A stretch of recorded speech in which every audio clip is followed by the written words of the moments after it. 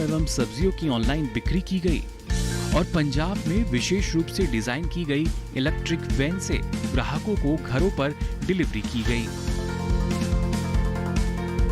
है कि organic farming हमारे डिपार्टमेंट में हम ऑर्गेनिक फार्मिंग को 2 तरह की स्कीम्स के द्वारा कर रहे हैं, परंपरागत कृषि विकास योजना और mission organic value chain development.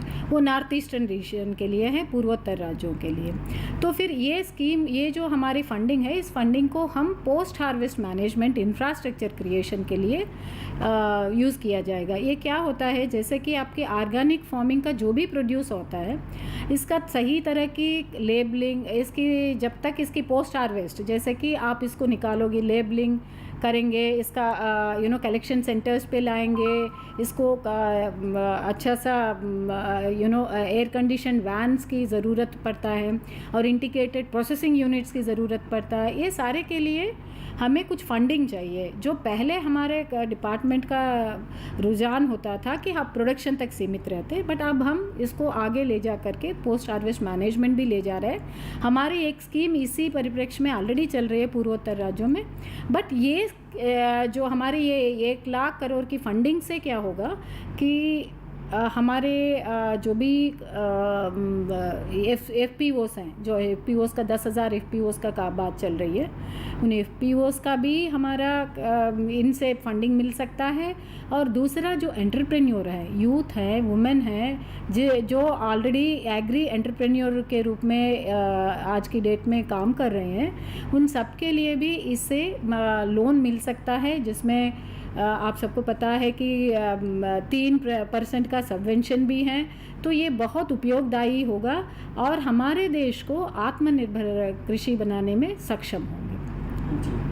और जैविक खेती से कितना किसानों को लाभ हो सकता है मैडम? जैविक खेती में देखिएगा, आज की डेट में हमारे जैविक खेती में लगभग 6 लाख हेक्टेयर हम परंपरागत कृषि विकास योजना में कवर किए हैं और लगभग 1 लाख हेक्टेयर जो है हम MOV CDNER पूर्वोत्तर राज्यों में किए हैं। तो उसी में मैं कह रही हूँ कि जहाँ से वहाँ तो प्रोडक्शन अच्छी तरह हो रहा है। जैसे आपकी पूर्वोत्तर राज्यों में देखेंगे तो आपका स्पाइसेस का बहुत अच्छा है, पाइनएप्पल का अच्छा है और चिलीज़ का अच्छा है। और यहाँ पे PKVY के अंतर्गत भी आपका सीरियल्स, पल्सेस और वेजिटेबल्स का, फ्रूट्स का अच्छे हैं।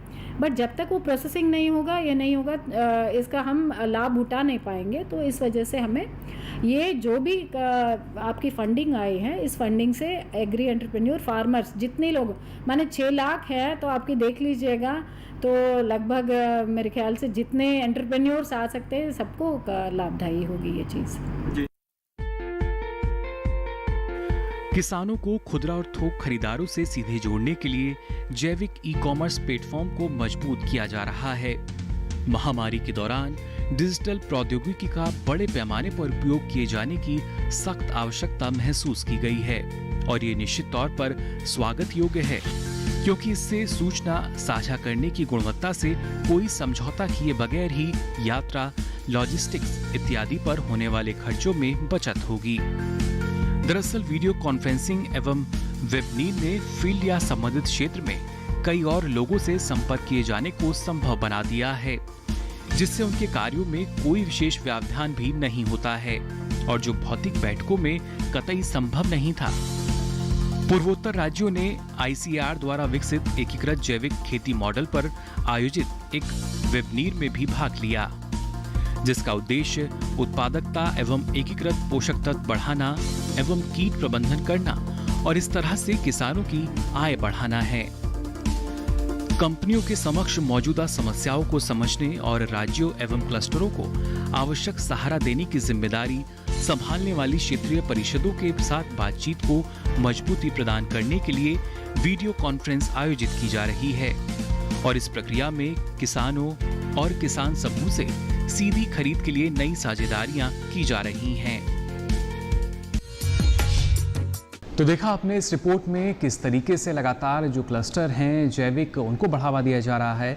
किसान उत्पादक संगठन उनको लेकर हर राज्य में सरकार की कोशिश भी यही है कि ज़्यादा से ज़्यादा जो जैविक खेती है उसको बढ़ावा दिया जा सके। फिलहाल कृषि दर्शन में वक्त हो चला एक छोटे से ब्रेक का। आप बने रहिए दूरदर्शन किसान पर।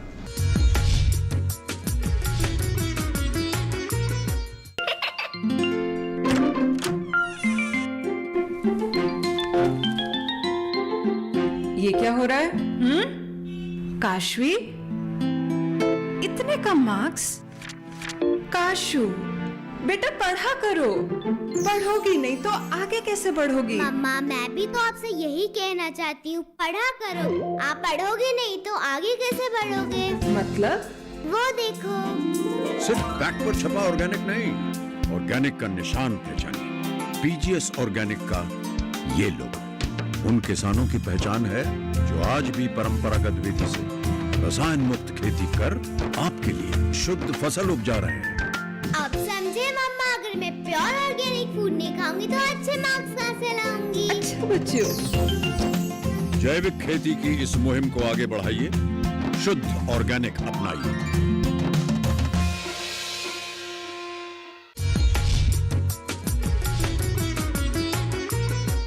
ब्रेक के बाद आप सभी का एक बार फिर स्वागत कृषि दर्शन में। अब चलिए कृषि स्टार्टअप में बात करते हैं एक सफल किसान की। जी हाँ, जिनका नाम है ताराचंद, और कैसे ये सफल किसानों की श्रेणी में शामिल हुए, किस तरीके से इनकी मेहनत रंग लाई, कैसा रहा इनका कामयाबी का सफ़र, आइए इस पर डालते हैं एक नज़र।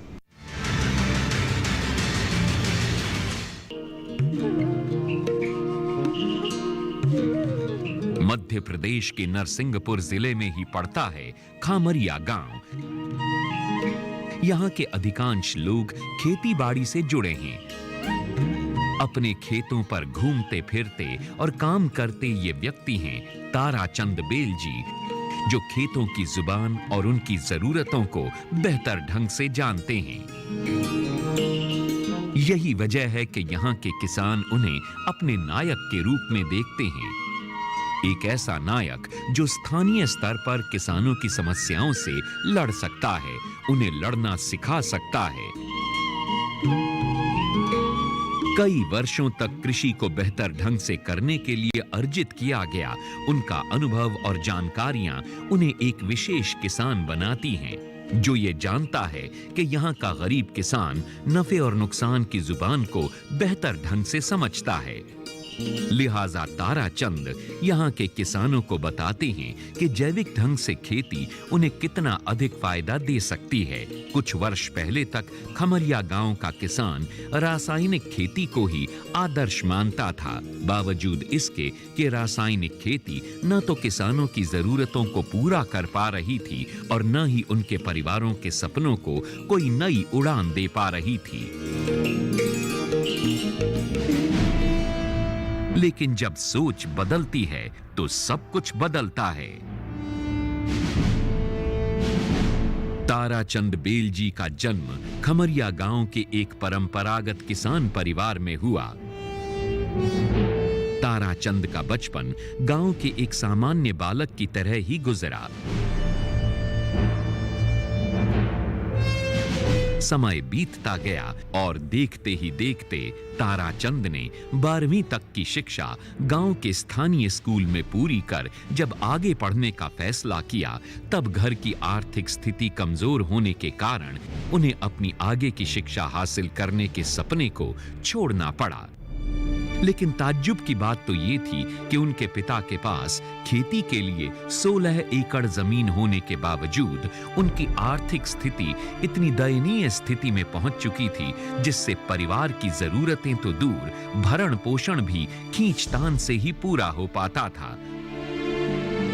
और ऐसी परिस्थिति गांव में अकेले उनके ही परिवार की नहीं, वरन गांव के अन्य किसान भी आर्थिक तंगी की चपेट में थे, जो संकेत थी इस बात का कि केवल उनके परिवार को ही नहीं बल्कि गांव के अन्य किसानों को कृषिकरण की पद्धति को सुधारने और उसमें बदलाव लाने की जरूरत है, जिससे उत्पादन बढ़ सके और किसान आर्थिक उन्नति हासिल कर पाएं।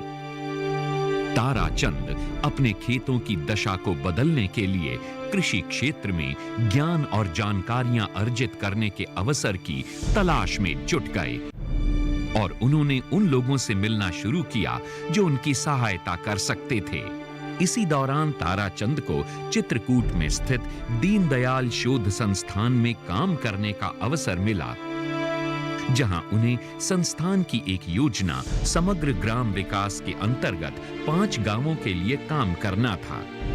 इस दौरान ताराचंद उस संस्थान के कृषि विज्ञान केंद्र के वैज्ञानिकों के संपर्क में भी आए, जिनसे उन्हें जैविक कृषि पद्धति के बारे में पता चला और साथ ही ताराचंद ने आयुर्वेद में बताई गई वैदिक कृषि पद्धति का अध्ययन भी शुरू कर दिया। ताराचंद जिन 5 गांवों के लिए काम कर रहे थे, वहां उन गांवों के सैकड़ों किसान ताराचंद के संपर्क में आए और उन्होंने जैविक कृषि के बारे में उन किसानों को बताना शुरू कर दिया और साथ ही साथ इस पद्धति का प्रयोग किसानों के खेतों पर करने लगे।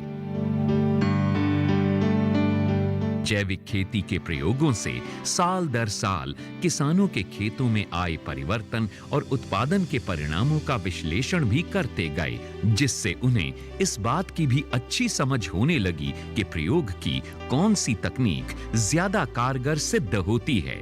22 एकड़ जमीन लीज पर ली और स्वयं अपने खेतों में उच्च गुणवत्ता वाले अमरूद की कई किस्में करीब 10 एकड़ रकबे में लगाईं और बाकी हिस्से में कद्दू, करेला, लौकी और खरबूजे लगाकर स्वादिष्ट और पौष्टिकता से लबरेज उत्पादन से रिकॉर्ड तोड़ सफलता हासिल की और गांव के साथी किसानों के आगे जैविक कृषि की एक बेहतरीन मिसाल पेश की।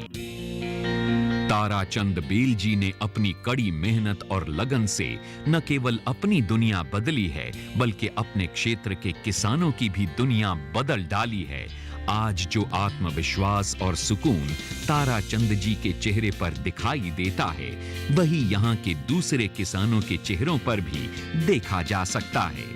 आज ताराचंद जी की नेक नियति और सरलता से पूरा नरसिंहपुर वाकिफ है और उनके परिवार के लोग भी ये जानते हैं कि ताराचंद बेल जी की नेक सोच और सरलता ही है जो उन्हें सफलता के मार्ग पर आगे ले जा रही है।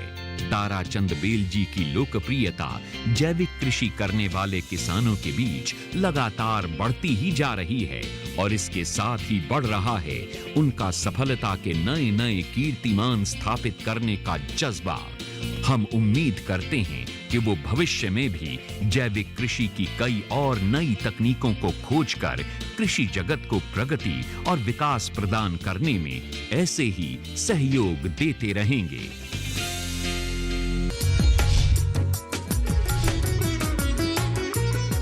और इसी के साथ ही कृषि दर्शन में वक्त हो चला एक और छोटे से ब्रेक का। आप देखते रहिए दूरदर्शन किसान।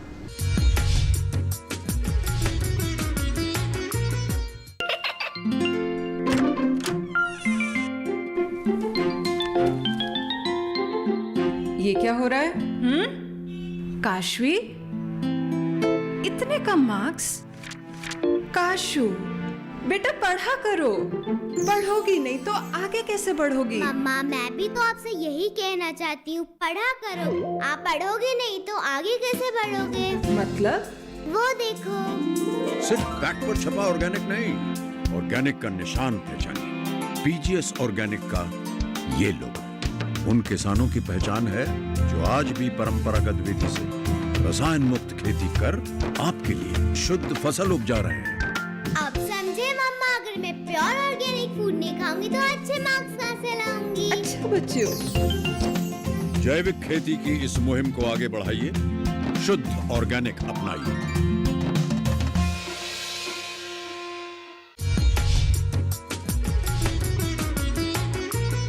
ब्रेक के बाद आप सभी का एक बार फिर स्वागत कृषि दर्शन में। और आइए अब बात करते हैं फार्मिंग इंडिया की। हर रोज़ आपके लिए फार्मिंग इंडिया में कुछ खास लेकर हम आते हैं, लेकिन आज की अगर बात की जाए, आज कृषि दर्शन के फार्मिंग इंडिया में क्या है आपके लिए खास, आइए देखते हैं।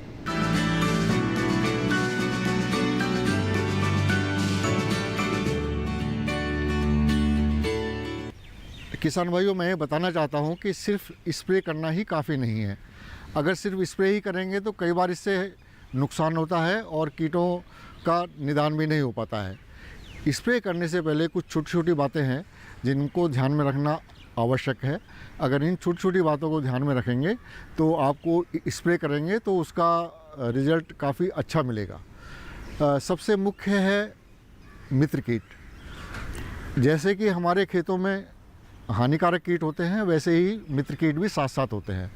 मित्र कीट हानिकारक कीटों का भक्षण करते हैं और मित्र कीटों की संख्या में कमी आ जाती है। अब मित्र कीटों का संरक्षण कैसे किया जाए? संरक्षण करने के लिए भिंडी और बैंगन में मैं बताना चाहूँगा कि आप खेत के चारों तरफ मक्का की 2 या 3 कतार लगा दें। मक्का की कतार लगाने से ये होगा कि मक्का की फसल में मित्र कीटों का भंडारण होता है, संचयन होता है और मित्र कीटों की संख्या में बढ़ोतरी होती है। जितने अधिक से अधिक मित्र कीट हमारे खेत में रहेंगे, हानिकारक कीटों की संख्या उतनी ही कम रहेगी। अब दूसरी बात है कि मैं ये समझता हूँ कि इस समय भिंडी और बैंगन की फसल करीब 10 से 15 दिन पुरानी होगी। तो इस समय ये अवस्था होती है भिंडी और बैंगन में रस चूसने वाले कीटों के आगमन की। अब रस चूसने वाले कीटों में एक है तेला। भिंडी में तेला जो पत्तियां होती हैं उनको किनारों से ऊपर की तरफ कपिंग करता है, कप के फॉर्म में ला देता है। इसके अलावा ये तेला बैंगन में भी आता है। बैंगन की पत्तियां तेले के आक्रमण के फलस्वरूप बदरंग हो जाती हैं। तो इन अवस्थाओं से हम पहचान सकते हैं कि तेला हमारे खेतों में आ गया है। इसके अलावा दूसरा रस चूसने वाला कीट है सफ़ेद मक्खी। सफ़ेद मक्खी भिंडी में पत्तियों को पीला कर देती है और इसका अधिक आक्रमण होने की अवस्था में पूरा पौधा ही पीला हो जाता है। इस अवस्था को से निपटने के लिए अगर पूरा पौधा पीला पड़ जाए तो उसे खेत से उखाड़कर या और उस तरह के कोई भी पौधे हों खेत से उखाड़कर ज़मीन में गड्ढे में गाड़ देना चाहिए। अगर इसे हम पीले पौधों को या पत्तों को खेत में छोड़ेंगे तो इसका संक्रमण दूसरे पौधों में भी बहुत तेज़ी से फैलेगा। यही सफ़ेद मक्खी हमारे बैंगन में भी आक्रमण करती है और बैंगन में पत्तियां बदरंग हो जाती हैं और अपना हरा रंग छोड़ने लगती हैं। तो ये इस तरह के 2 रस चूसने वाले कीट हुए, एक सफ़ेद मक्खी हुई और दूसरा तेला हुआ। दूसरा तरीका इनके आगमन की सूचना प्राप्त करने का है येलो स्टिकी ट्रैप लगाना। अगर हम येलो स्टिकी ट्रैप लगाएंगे तो येलो स्टिकी ट्रैप में सफ़ेद मक्खी और तेले दोनों ही चिपकने लगते हैं। उससे हमें इनके आगमन की सूचना मिल जाती है। इसके अलावा येलो स्टिकी ट्रैप में कुछ जो हमारे मित्र कीट होते हैं वो भी चिपक जाते हैं, उनकी आगमन की सूचना भी हमें मिल जाएगी। अगर स्प्रे करने की नौबत हो तो हमें ध्यान रखना चाहिए कि हमारे कितने हानिकारक कीट खेत में हैं और कितने मित्र कीट हैं। अगर सिर्फ मित्र कीट ही नज़र आए तो स्प्रे करने की आवश्यकता नहीं है। अगर हानिकारक कीट रहेंगे तो पहला स्प्रे कुछ सॉफ्ट इंसेक्टिसाइड का करना चाहिए, जैसे नीम आधारित कोई भी स्प्रे हो या नीम का तेल हो। इसकी मात्रा 5 ml प्रति लीटर पानी के हिसाब से दर से मिलाएं तो एक पहला स्प्रे 20 से 25 दिन पुरानी फसल में किया जा सकता है। इसके बाद भी अगर रस चूसने वाली कीटों की संख्या में आपको बढ़ोतरी मिले या ज़्यादा हो तो हमें एक दवा आती है थाइमेथॉक्सम। उसकी 2 ग्राम मात्रा 10 लीटर पानी में मिलाकर हम खेत में स्प्रे कर सकते हैं।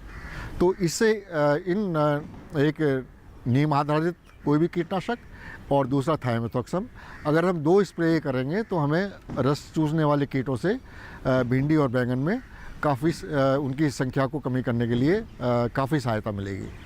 अब जब फसल करीब 1 महीने की हो जाएगी तो उस टाइम संभावना रहती है तना भेदक और फल छेदक कीटों के आक्रमण की। अब तना भेदक और फल छेदक कीट हमारे खेतों में आने लगे हैं, इसकी सूचना कैसे ली जाए? इसकी सूचना के लिए हमें फेरोमोन ट्रैप लगाने चाहिए। भिंडी में अलग तरह का फेरोमोन ट्रैप लगेगा और बैंगन में अलग तरह का फेरोमोन ट्रैप लगेगा। ये करीब 5 प्रति एकड़ के हिसाब से हम लगा सकते हैं। तो जाना आज आपने कृषि दर्शन में किस तरीके से कृषि क्षेत्र का विस्तार और विकास किया जा रहा है। इसके साथ ही दर्शकों, अगर आप अपना कोई सवाल या सुझाव हम तक पहुंचाना चाहते हैं तो आप इसके लिए हमें मेल कर सकते हैं। हमारी मेल आईडी है krishidarshan@gmail.com। इसके अलावा पत्र व्यवहार के माध्यम से भी आप हमसे जुड़ सकते हैं। इसके लिए आप हमारा पता नोट कर लीजिए। हमारा पता है कार्यक्रम कृषि दर्शन, कमरा संख्या 10, CPC दूरदर्शन, खेलगांव, नई दिल्ली 110049। हमें इंतज़ार रहेगा आपके सवाल और सुझावों का भी। साथ ही आप ये सारी जानकारी DD किसान के YouTube चैनल पर भी ले सकते हैं। तो आज के लिए कृषि दर्शन की इस कड़ी में बस इतना ही। दीजिए इजाज़त। नमस्कार।